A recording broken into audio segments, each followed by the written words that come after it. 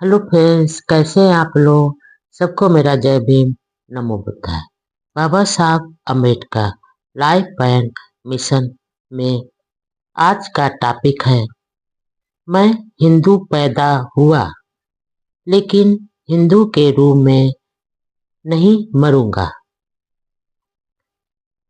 Poona pact के बाद देश भर में अछूतों के प्रति सवर्णों के व्यवहार में बड़ी नफरत पैदा होने लगे। उन्हें यह सहन नहीं हो रहा था कि डॉक्टर अंबेडकर जी के प्रयासों से अछूतों को विशेष अधिकार मिलेंगे। जगह जगह सामाजिक बहिष्कार व अपमान की घटनाएं घटित होती थी। 1935 में अहमदाबाद के कविथा गांव के अछूतों ने अपने बच्चों को स्कूल भेजना शुरू किया तो हिंदुओं ने उनका सामाजिक बहिष्कार कर दिया। इसी जिले के जनू गांव में महिलाओं ने मिट्टी की बजाय धातु के बर्तनों में पानी लाना शुरू किया तो हिंदुओं ने उनका भारी अपमान किया। इसी दौरान जयपुर के पास ही चकवाड़ा गांव में अछूतों ने एक सामाजिक समारोह में देसी घी में पकवान बनाए तो सवर्णों को यह सहन नहीं हुआ। अछूतों पर भीड़ ने लाठियों से हमला किया, तैयार खाना जमीन पर फैला दिया और खाने से भरी कढ़ाइयों में मिट्टी मिला दी। उन दिनों गांधी जी अहमदाबाद में रहते थे, लेकिन उन्होंने ऐसी घटनाओं को रोकने के लिए विशेष प्रयास नहीं किए। सवर्णों का हृदय परिवर्तन कराने में उन्हें सफलता नहीं मिल रही थी। गांधी जी का हरिजन सेवक संघ भी इस दिशा में असफल था। 13 अक्टूबर 1935 को महाराष्ट्र के नासिक जिले के येवला में अछूतों का एक विशाल सम्मेलन होने जा रहा था। अखबारों में यह खबर फैल गई कि येवला सम्मेलन में डॉक्टर अंबेडकर जी धर्म परिवर्तन की घोषणा करने वाले हैं। यह खबर आग की तरह फैल गई। बाबा साहब के मित्रों व साथियों ने उनसे पूछा कि क्या यह खबर सही है। कई सनातनी हिंदुओं ने डॉक्टर अंबेडकर जी से आग्रह किया कि फिलहाल वह ऐसी घोषणा नहीं करें। हिंदुओं को हृदय परिवर्तन का कुछ समय और दे। केलकर, होपतकर, चिपलुनकर, शास्त्री और मात्रे जैसे समाज सुधारकों ने इस तरह का पत्र डॉक्टर अंबेडकर जी को लिखा। डॉक्टर अंबेडकर जी पिछले 10 वर्षों से हिंदू समाज में सुधार के लिए निरंतर प्रयास कर रहे थे। अछूतों का जीवन नरकीय था। सवर्ण अपने जातीय अहंकार में अछूतों को गले लगाना तो दूर, उनकी छाया भी अपने ऊपर पड़ने देना स्वीकार नहीं करते थे। हालांकि महाड़ताल सत्याग्रह के दौरान हुए अपमान के बाद ही डॉक्टर अंबेडकर जी व साथियों ने यह महसूस कर दिया था कि हिंदू समाज किसी भी दशा में अछूतों को स्वीकार नहीं करेगा, इसलिए इस धर्म को छोड़ना ही उचित होगा। लेकिन इसके बावजूद भी वे इंतजार करते रहे और इसी में सुधार के प्रयास करते रहे। महाड़ सत्याग्रह का कोर्ट में मुकदमा चल रहा था। बार बार पैरवी के लिए वहां जाना पड़ता था। एक बार भारी बारिश से मार्ग रुक गया। जहां मोटर रुकी वहां कोई अछूत बस्ती नहीं थी। किसी सवर्ण का दिल नहीं पिघला, किसी ने शरण नहीं दी और ना भोजन दिया। बाबा साहब घर आने के बाद इतने दुखी हुए कि खूब रोए और 2 दिन तक अपने कमरे में ही रहे। मित्रों ने आकर उनसे शांत रहने का आग्रह किया। 1929 में ही जलगांव में अछूतों का यह सलाह दी थी कि सारी कोशिशों के बावजूद यदि कोई खास समय तक सवर्ण हिंदुओं का हृदय परिवर्तन नहीं होता है तो वे तुम्हारे दुखों की तरफ ध्यान नहीं देते और जो धर्म इंसान नहीं समझता, इंसान की तरह जीवन में खान पान रहन सहन और स्वयं का विकास करने की स्वतंत्रता नहीं देता है, उसे त्याग कर तुम बिना हिचक दूसरे धर्म को स्वीकार करो जिसमें यह सब है, हिंदुओं का हृदय परिवर्तन हो। अम्बेडकर जी ने बहुत इंतजार किया। डॉक्टर अम्बेडकर जी ने महान तालाब सत्याग्रह किया, मंदिर प्रवेश आंदोलन चलाया, बार बार कई अवसरों पर सवर्ण हिंदुओं से अछूतों के मानवीय हकों के लिए मांग की, लेकिन सवर्ण हिंदुओं का दिल नहीं पसीजा। यदा कदा कोई सहानुभूति जता देता था, लेकिन कोई ठोस काम शुरू नहीं किया, उल्टा विरोध ज्यादा हुआ। डॉक्टर अम्बेडकर जी ने अछूतों के लिए पृथक निर्वाचन की मांग की, गोलमेज सम्मेलन में की तो उसका भी गांधी जी जैसे नेताओं ने भारी विरोध किया, जो अपने आप को अछूतों का हमदर्दी मानते थे। ब्रिटिश सरकार ने भी कम्युनल अवार्ड के तहत अछूतों को अधिकार दिए तो गांधी अमर अनशन पर बैठ गए। पूना पैक्ट के समय हिंदू नेताओं ने छुआछूत के खिलाफ ठोस आंदोलन की बात कही, हरिजन सेवक संघ भी बनाया, लेकिन सब औपचारिकता ही रही और अछूतों को हमेशा भुलावे व धोखे में ही रखा। डॉक्टर अम्बेडकर के नेतृत्व में अछूत समाज जितना हिंदुओं से अपने इंसानी हकों के लिए गुहार करता रहा, उतना ही सवर्ण हिंदू समाज निर्दयी होता रहा। जाति आधारित वर्ण व्यवस्था का विरोध किया तो उसे आदर्श व्यवस्था साबित करने के लिए हिंदू समाज के साथ खुद गांधी भी सबसे आगे रहे। इस प्रकार पूरे देश में अछूतों के खिलाफ मानो जहर खोल दिया गया। गांव से लेकर शहर तक अछूतों से नफरत का माहौल था। बाबा साहब ने लंबे समय तक यह इंतजार किया कि हिंदू समाज में कहीं से तो अच्छे व्यवहार के कुछ संकेत मिले, लेकिन रूढ़वादी समाज को तो यह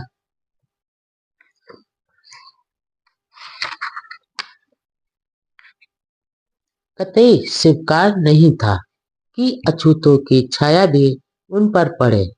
आखिर बाबा साहब को यह एहसास हुआ कि हिंदुओं का हृदय परिवर्तन अब असंभव है। एवला सम्मेलन में जाते समय रास्ते में मेघवाल समाज द्वारा नासिक में स्वागत किया गया और भोज का कार्यक्रम रखा गया। आखिर 13 अक्टूबर 1935 को सम्मेलन हुआ, जिसमें लगभग 10,000 महिला पुरुषों ने भाग लिया। दूर दराज से आए लोगों में काफी उत्साह था। सम्मेलन में स्वागत समिति के अध्यक्ष रण खाम्बे ने बाबा साहब का स्वागत करते हुए कहा, पतित हिंदू धर्म को ब्राह्मण धर्म कहना उचित होगा, क्योंकि इसमें केवल ब्राह्मणों को लाभ होता है। इस मौके पर डॉक्टर अम्बेडकर जी ने 1.5 घंटे तक बहुत ही प्रभावशाली भाषण दिया, जिसमें अछूतों की सामाजिक, आर्थिक, शैक्षणिक, धार्मिक व राजनैतिक दुर्दशा का वर्णन किया। लोगों का ध्यान आकर्षित कर कहा कि अछूत स्वधर्मी होने के बावजूद सवर्णों द्वारा भारी दुख दिए जा रहे हैं। उन्होंने महाड़, तालाब व नासिक मंदिर प्रवेश सत्याग्रह का भी जिक्र करते हुए कहा, सवर्ण हिंदुओं के अमानवीय व्यवहार को उजागर किया। उस आंदोलनों में अछूतों ने जो समय व पैसा खर्च किया वह सब व्यर्थ गया। इसलिए अब इस बारे में आखिरी फैसला लेने का समय आ चुका है। हम हिंदू समाज के अंग बने रहे, इसलिए हम आज भी दुखी, दरिद्र व दुर्बल हैं। इसलिए जो धर्म हमें बराबरी का दर्जा दे, समान अधिकार दे और हमारे साथ उचित बर्ताव करे, ऐसे किसी दूसरे धर्म को स्वीकार कर लेना चाहिए।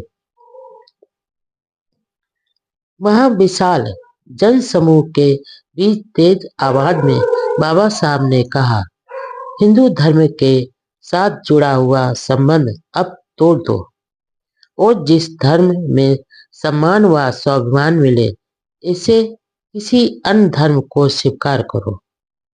लेकिन इसके साथ ही उन्होंने चेतावनी भी दी कि उनको बहुत सोच विचार से अपने नए धर्म का चुनाव करना होगा, जो आपको समान दर्जा, समान व्यवहार व समान बर्ताव करे।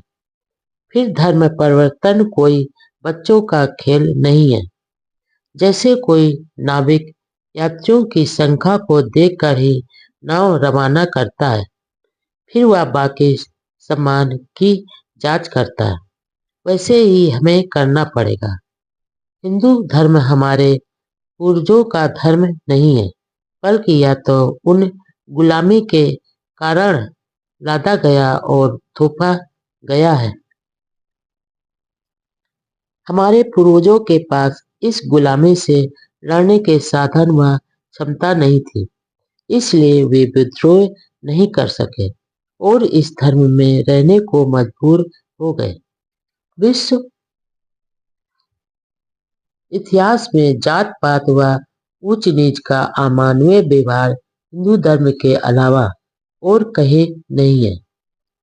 क्या यह कोई विश्वास कर सकता है कि मनुष्य नाम का कोई पशु भी है जिसके छूने से दूसरा मनुष्य भ्रष्ट हो जाता है, पानी अपवित्र हो जाता है और ईश्वर भी सवर्ण हिंदुओं व अछूतों के बीच एक वर्ग संघर्ष है और हिंदू धर्म त्यागने से यह वर्ग संघर्ष खत्म होने की संभावना है।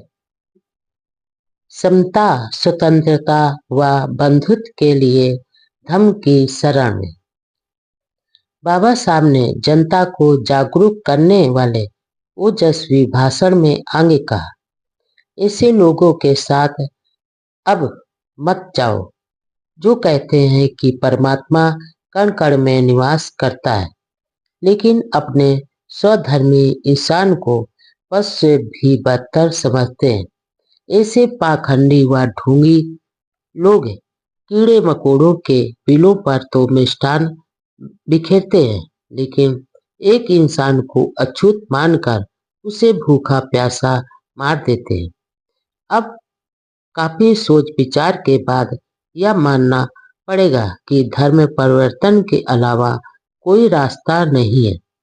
जिस प्रकार भारत को स्वराज्य की जरूरत है, वैसे ही अछूतों को हिंदू धर्म छोड़ने की जरूरत है। एवला सम्मेलन की घोषणा की जो 4 महत्वपूर्ण लाइनें हैं, जो बाबा साहब ने स्वयं के संदर्भ में बहुत ही आत्मविश्वास से कही थी, वह है, दुर्भाग्य से मैं हिंदू धर्म में पैदा हुआ था। यह मेरे बस की बात नहीं थी, लेकिन अपमानजनक स्थिति में रहने से इनकार करना मेरी शक्ति की सीमा में है। इसलिए मैं आपको विश्वास दिलाता हूँ कि मैं हिंदू के रूप में नहीं मरूंगा। भाषण के अंत में बाबा साहब ने तथागत बुद्ध के परिनिर्वाण के समय आनंद से हुए संवाद को दोहराते हुए कहा, इस अवसर पर मैं आपको यह कहूँ और सॉरी इस अवसर पर मैं आपको और क्या कहूँ, मुझे आज वह संदेश याद आता है तो बुद्ध ने अपने परिनिर्वाण से पहले सारे भिक्षु संघ को दिया था। एक बार बुद्ध बीमारी से ठीक होने के बाद एक पेड़ के नीचे आराम कर रहे थे। शिष्य आनंद ने नमस्कार किया और कहने लगे, मैंने आपको बीमारी की दशा में देखा है और बिल्कुल स्वस्थ भी, लेकिन इस बीमारी के बाद मैं काफी चिंतित हूँ। मेरा मन शांत नहीं है। मैं ध्यान समाधि भी नहीं लगा पा रहा हूँ। मुझे विश्वास है कि तथागत बुद्ध भिक्षु संघ को अपना संदेश देने से पहले देवासन नहीं करेंगे। बुद्ध ने उत्तर दिया, आनंद, संघ को मुझसे क्या आशा है? मैंने उदारता से धर्म प्रचार किया। मैंने दूसरे धर्मचार्यों की तरह भिक्षुओं से कोई बात छिपा कर नहीं रखी। इसलिए आनंद स्वयं की शरण लो और किसी अन्य की शरण में न जाओ। अपने स्वामी आप बनो। आखिर में बाबा साहब ने कहा, मैं बुद्ध के यही शब्द दोहरा कर आपसे आज्ञा लेता हूँ। एवला सम्मेलन में जो प्रस्ताव पास किया गया वह इस प्रकार था। बंबई प्रांत की महार जात पूरे विचार विमर्श के बाद यह घोषणा करती है कि नंबर 1, समानता और स्वतंत्रता प्राप्त करने का ढंग है धर्म परिवर्तन। नंबर 2, यह सम्मेलन हमारे नेता डॉक्टर अंबेडकर जी को यह विश्वास दिलाता है कि महार जाति सामूहिक तौर पर धर्म परिवर्तन करने के लिए तैयार है। नंबर 3, यह सम्मेलन धर्म परिवर्तन की ओर पहले कदम के तौर पर महार जात से यह अनुरोध करता है कि वह हिंदू देवी देवताओं की पूजा छोड़ दे, हिंदू त्योहारों को मनाना बंद कर दे और हिंदू धर्म स्थानों में जाना छोड़ दे।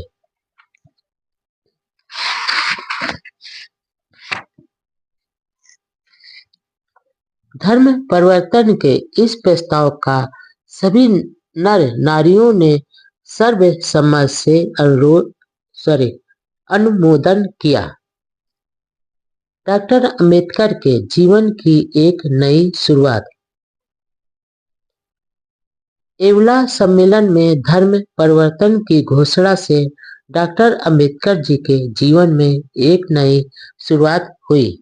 साथ ही देश दुनिया के राजनैतिक, सामाजिक व धार्मिक क्षेत्रों में जोरदार हलचल मच गई।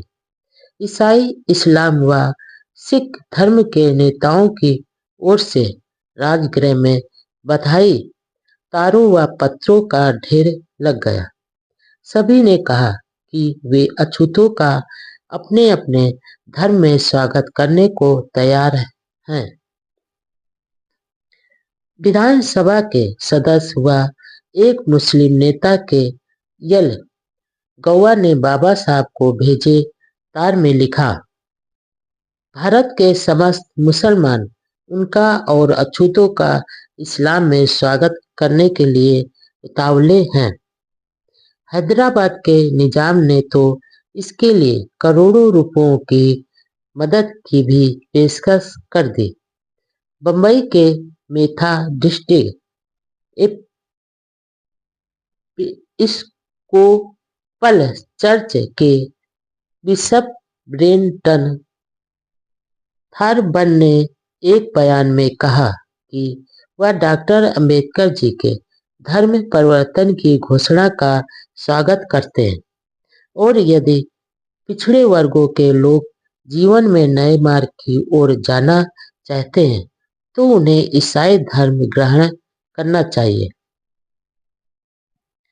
महाबोधि सोसाइटी सारनाथ बनारस के सेक्रेटरी देवप्रिय पली सिन्हा ने बाबा साहब को भेजे एक टेलीग्राम में कहा कि सोसाइटी डॉक्टर अंबेडकर जी और उनके अनुयायियों को बौद्ध धर्म अपनाने पर निमंत्रण देती है। एशिया के बहुसंख्यक लोगों द्वारा स्वीकार किए गए बौद्ध धर्म में सामाजिक व धार्मिक भेदभाव नहीं है, जात भेद नहीं है। हम सभी को समानता देते हैं और इसमें कोई जात पात नहीं है। अमृतसर हरमिंदर साहब संस्था के उप प्रधान सरदार दलीप सिंह तो आबिया ने बाबा साहब को भेजे एक तार में कहा कि वे सिख धर्म स्वीकार कर लें। सिख धर्म एक ही वाहिगुरु को मानता है, हर व्यक्ति को समान मानते हुए प्रेम करता है और सभी को समानता का दर्जा देता है। पटियाला रियासत बहुत ही सम्मानित रियासत थी। उसके महाराजा भूपेंद्र सिंह ने भी डॉक्टर अंबेडकर जी से सिख धर्म में दीक्षित होने का अनुरोध किया। इसके विपरीत डॉक्टर अंबेडकर जी को ऐसा पत्र भी मिला था जिसमें सिख धर्म में ना जाने की सलाह दी थी। बाबा सरदार सिंह अमृतसर ने लिखा, मैंने खुद सिख धर्म के विकास व प्रचार के लिए बहुत प्रयास किए, लेकिन मुझे भी यह अछूत कहकर पुकारा जाता है।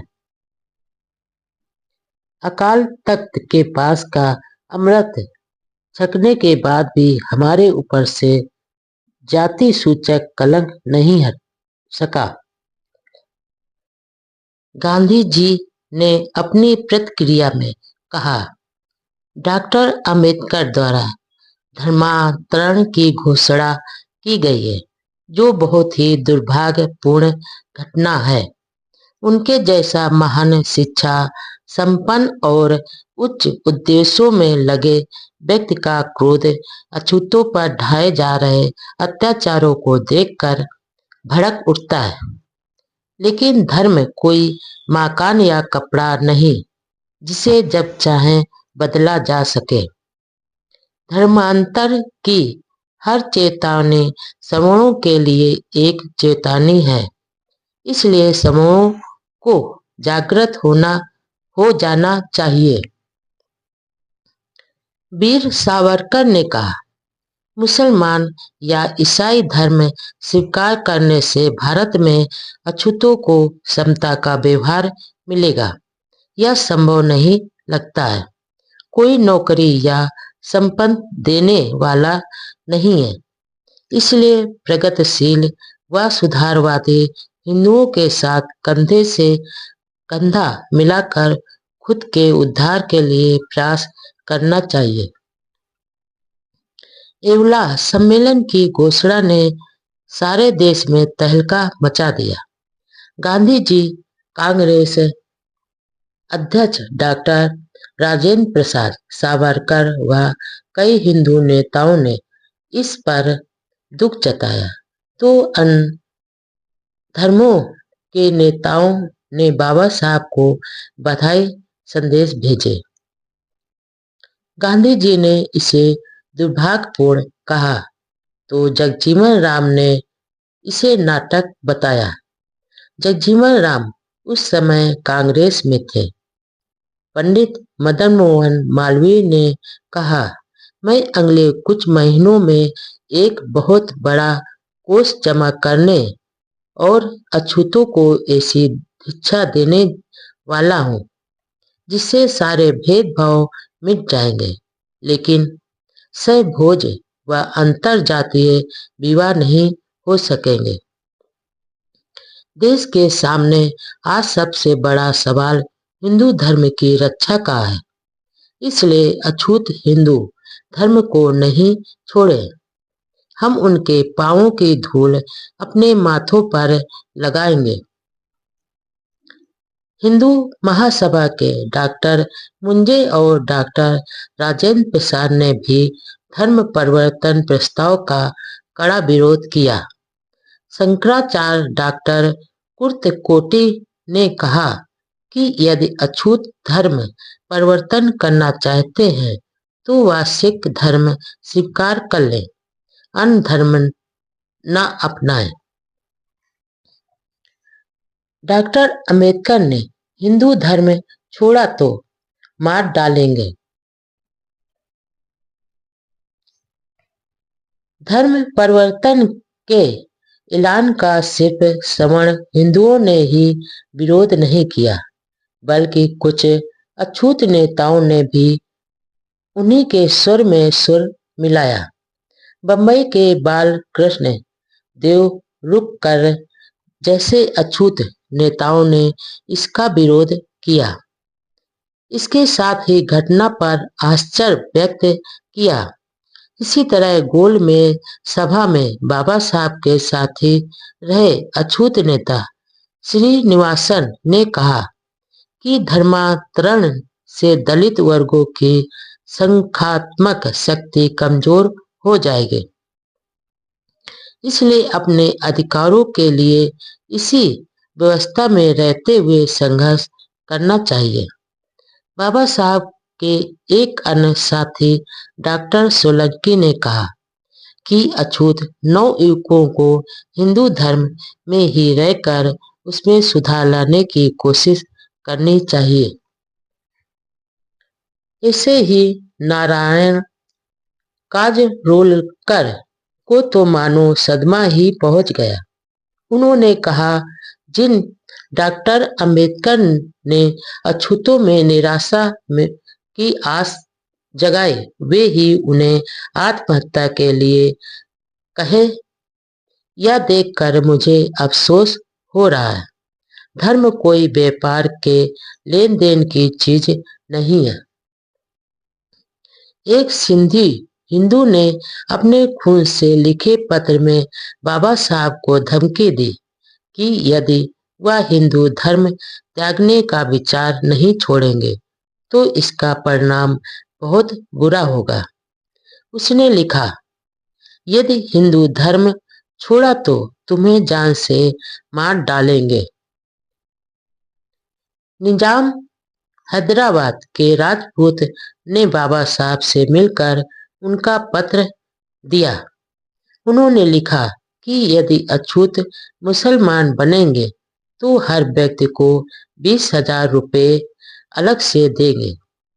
इसके अलावा धर्मांतरित मुसलमानों को वह बुद्धि के लिए 50 करोड़ रुपए भी देने का वादा किया।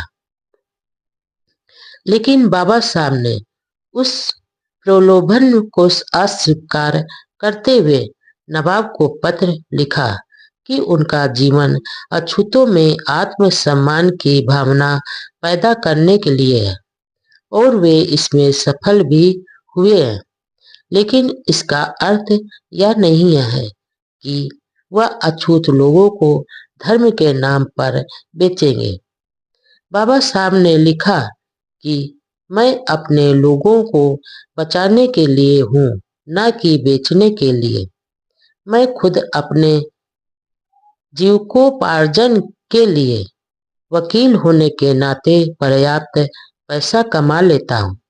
ऐसा था उस महामानव का निस्वार्थ व स्वाभिमानी व्यक्तित्व जिसे हम बार बार नमन करते हैं।